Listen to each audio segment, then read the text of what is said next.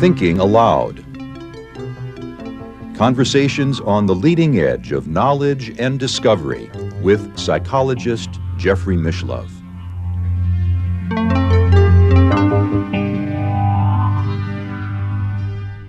Hello and welcome. I'm Jeffrey Mishlove. We will be exploring the correlates of anomalous cognition.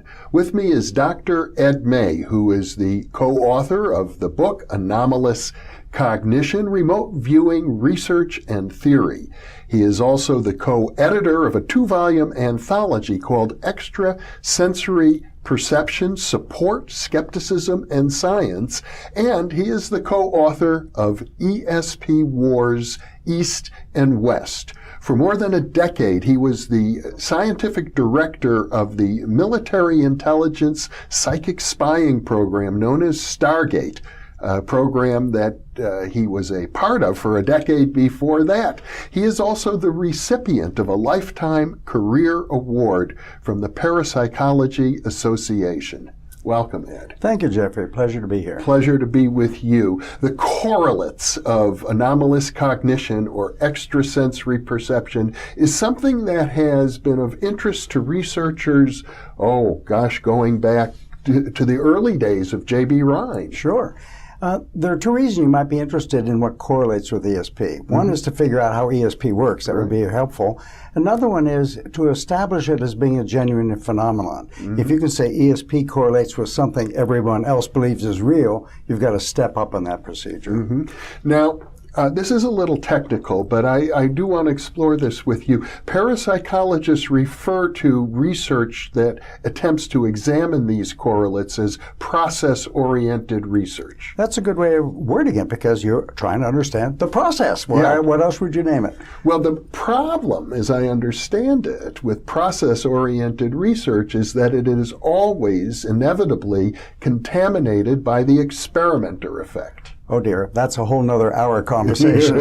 Let's put that aside for a moment. Okay. Because let's see what kind of correlates we're looking for. Okay, that's fine. I just want to keep it out there because it's something that I've been aware of. Yes, me too. Yeah. And it's actually a troublesome problem, not only for parapsychology people, it turns out to be a troublesome problem for any kind of basic research. Certainly all the behavioral sciences. Yes. And by the experimenter effect, what we mean is, just for our viewers, we won't dwell on it, but the idea that if an experimenter has a cherished hypothesis, and we all do. Yeah, that they might be able to develop or design or influence a research study in a way to conform with their cherished hypothesis. And if you assume that extrasensory perception is real, that adds another wrinkle to the whole complexity of it all. Well, I'm hoping we'll have an opportunity to go into this in depth when we talk about models, how ESP works. Okay, so the kinds of correlates we're going to talk about, I suppose it's fair to say, fall into 3 large categories. Correct. We'll look at physical correlates, physiological correlates, and psychological correlates. That's correct. Let's start with the psychological. You would pick the hardest to begin with. Would you rather start? No, that's fine. Put me on the spot. Okay. It's hard to find psychological correlates to normal everyday life. Yeah. And, in fact, psychology itself as a discipline, if you've been reading the New York Times lately, has come under great attack that the quality of research in psychology is problematical. I'm not beating up on all them. The social and behavioral sciences and biological sciences, too, are under attack right now. Okay, so again, let's set that aside and say, what did we look at in terms of trying to answer the following question? What are the best psychological profiles of people who would be good remote viewers?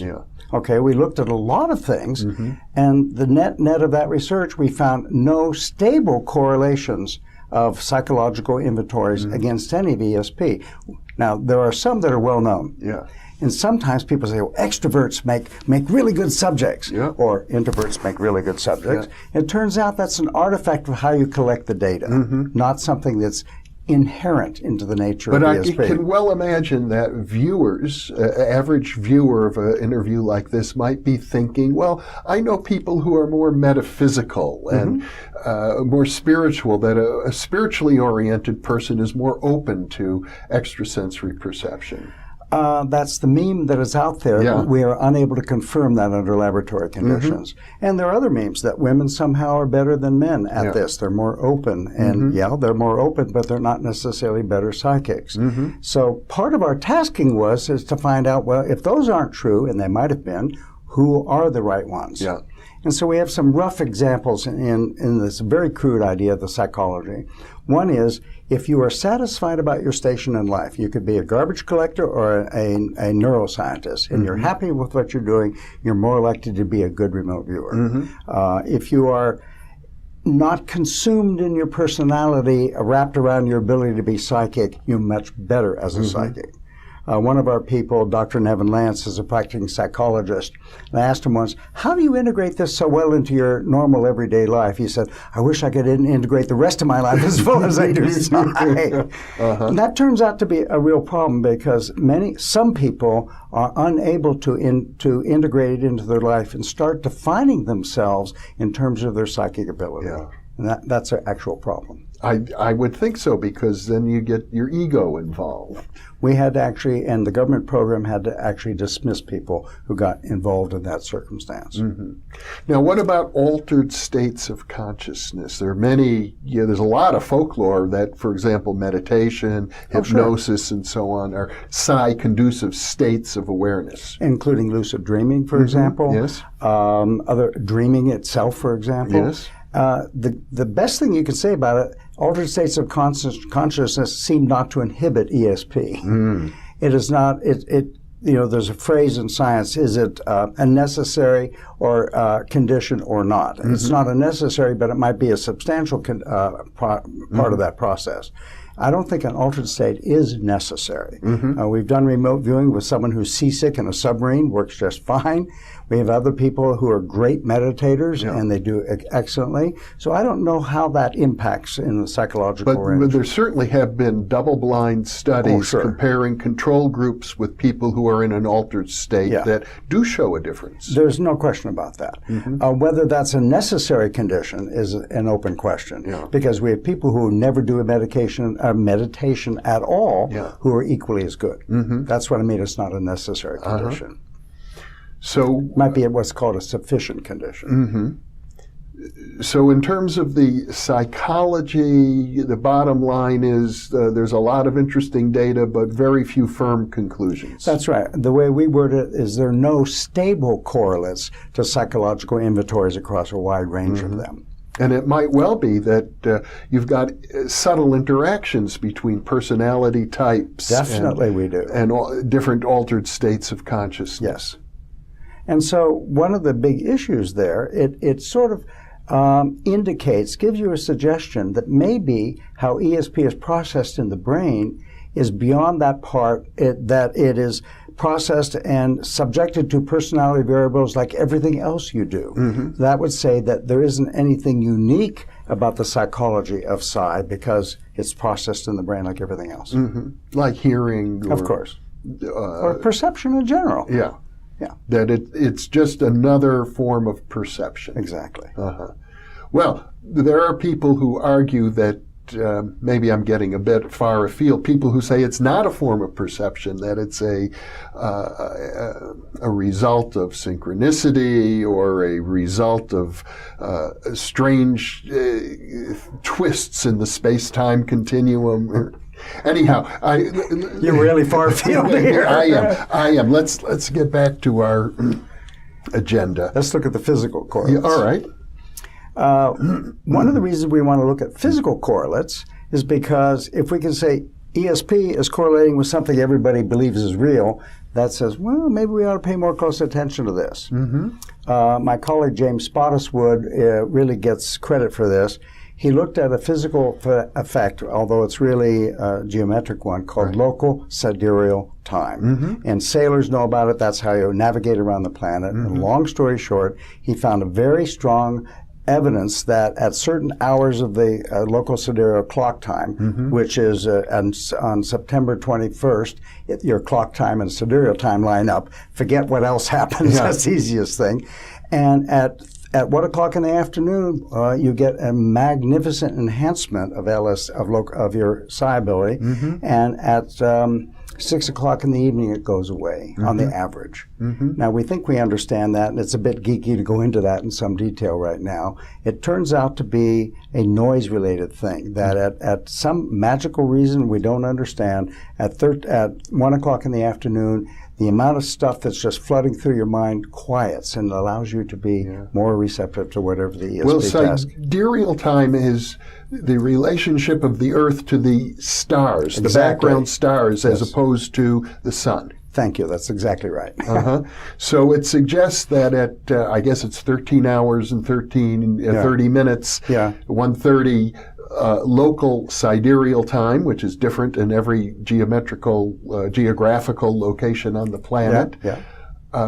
Something is happening physically. Something appears to be, and it's a huge mystery. But let me ask you this. Now, I know the study was published originally and then replicated once. Has it held up over time?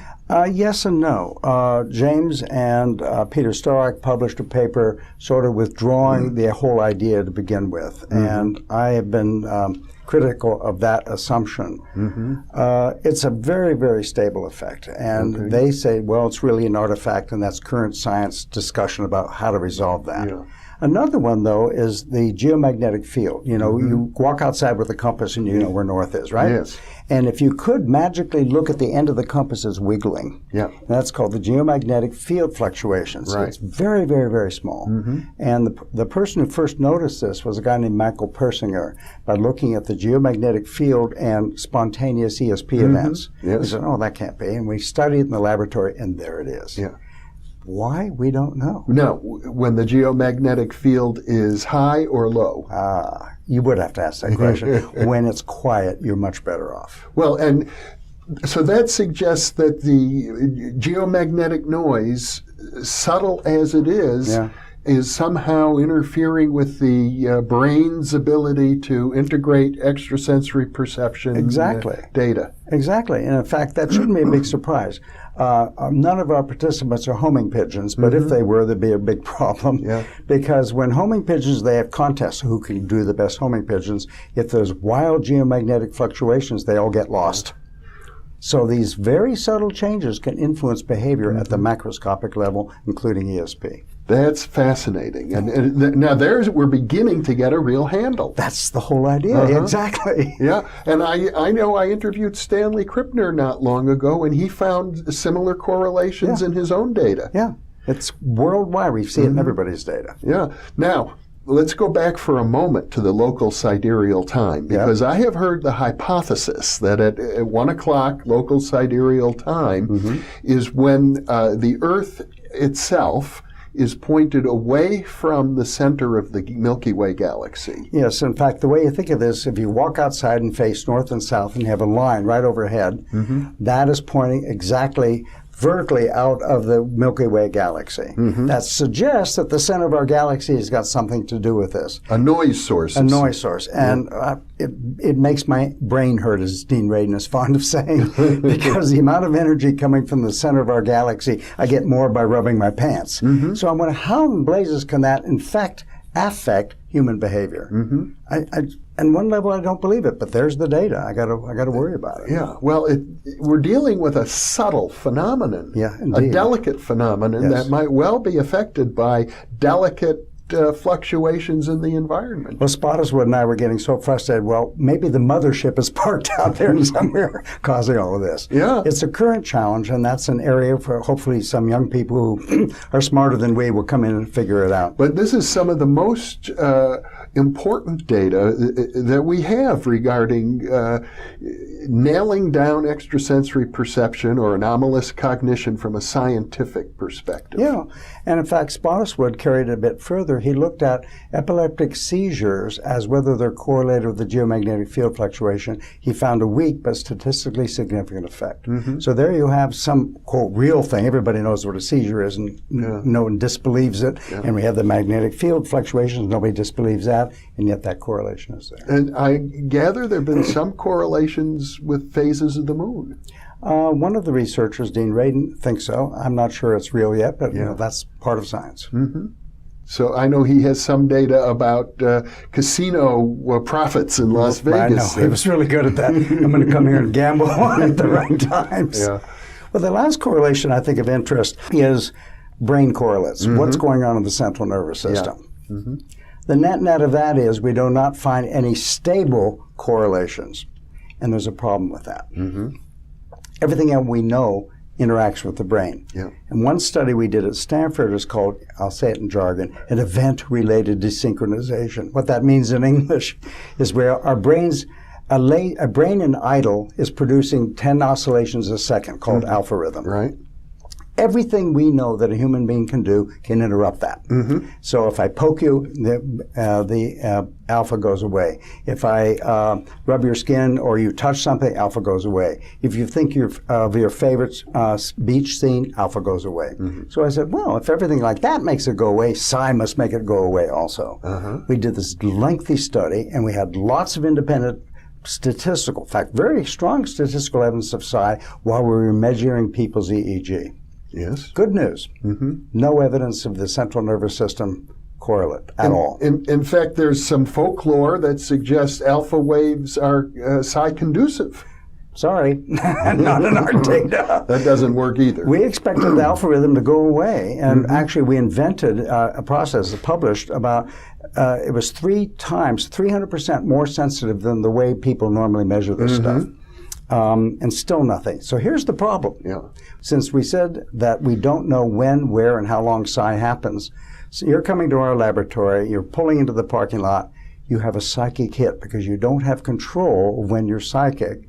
Everything you're ever going to learn about the psychic task in your future is done. We put you in whatever brain thingy we're measuring you with. You're not going to see anything psi because psi isn't happening then. It happened when you pulled into the parking lot. That's a big problem I don't know how to solve. In fact, I turned back some money. I had a $150,000 grant to study ESP in a functional fMRI machine in Edinburgh, Scotland. I sent the money back. Well, I do know that some studies of that sort have been reported. Yes. Norman Don, I think, at the University of Chicago found fMRI correlates when people were doing successful anomalous cognition. But they were not stable across time. I myself have found them with Hella Hammett. We had some fantastic work in the early years.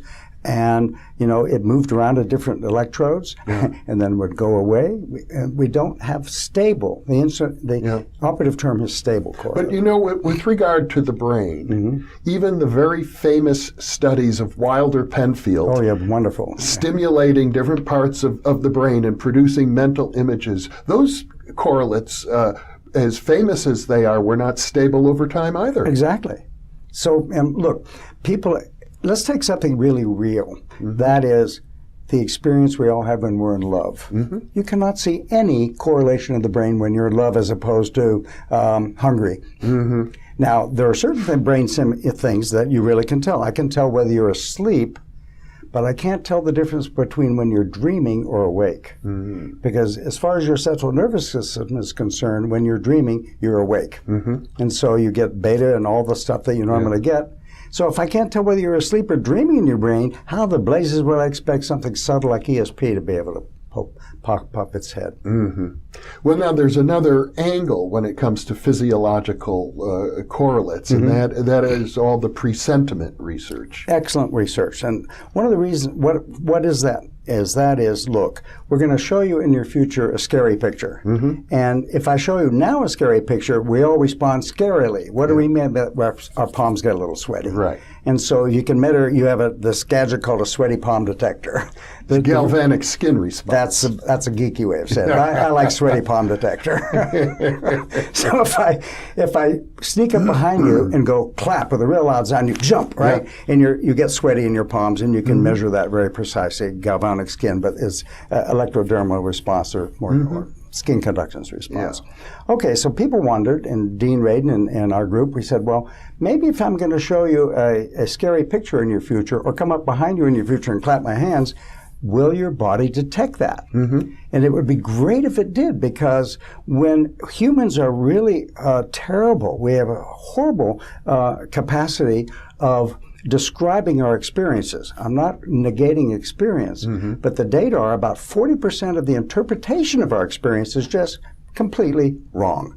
And there are two professions, just to be fun about it, that are predicated on that observation. Magicians, you think you know what's going on, baby, but it's not. And psychotherapists.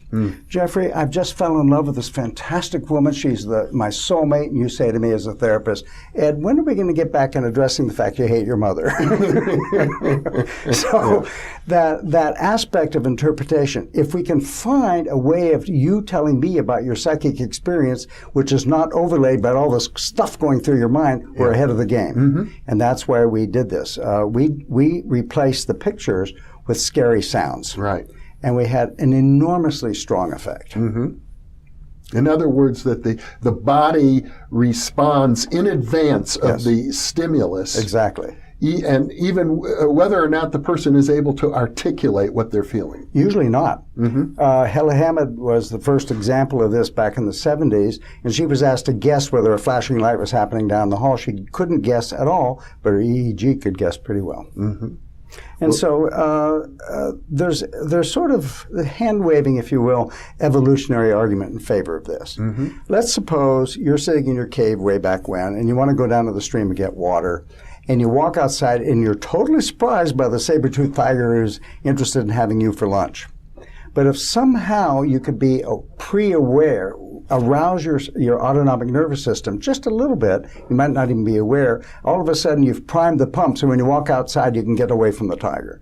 So there might be some survival advantage. Survival advantage. That's a lot of hand-waving, but it's an interesting idea. Well, so the pre-sentiment response, that's kind of a precognition effect in the body. Of course, and the other physical correlations that we talked about, geomagnetic fluctuations and local sidereal time, all of that research helps to bring parapsychology into the fold of mainstream science. Yes, and if we are really successful at it, we have done our job as parapsychologists.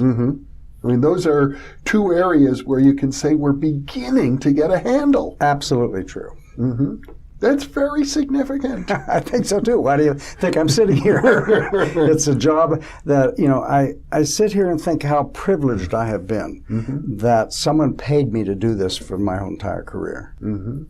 And I suppose it's fair to say that when you first began working in the field, we didn't have this knowledge. We did not. This is knowledge that has accumulated in our lifetime. Yeah, and with many different researchers, not just our lab or just not me. What I love about it is an interdisciplinary effect with a lot of very talented people. There's some really crummy ones out there, but that's true of every world of science. But it's been thrilling. But on the other hand, when it comes to psychological correlates, we are hardly any better off today than we were 50 years ago. No. Chuck Honerton, one of the stalwarts in the field, the late Chuck Honerton, analyzed psychology data, psychology papers, and compared them to the same period of time of parapsychological papers. The parapsychology world are in much better shape. We replicate stuff more often, and when we try to replicate it, it works. And in parapsychology, psychology is terrible. Why would anybody believe psychology? Well, I think that's one of the reasons why psychologists amongst all professionals are the most hostile to parapsychology. Indeed they are. Because they feel the most threatened. Yep. Well, also, the other side of that, I'll defend them a little bit. Please forgive me. I'll defend them because they are aware of ways we humans can mislead ourselves.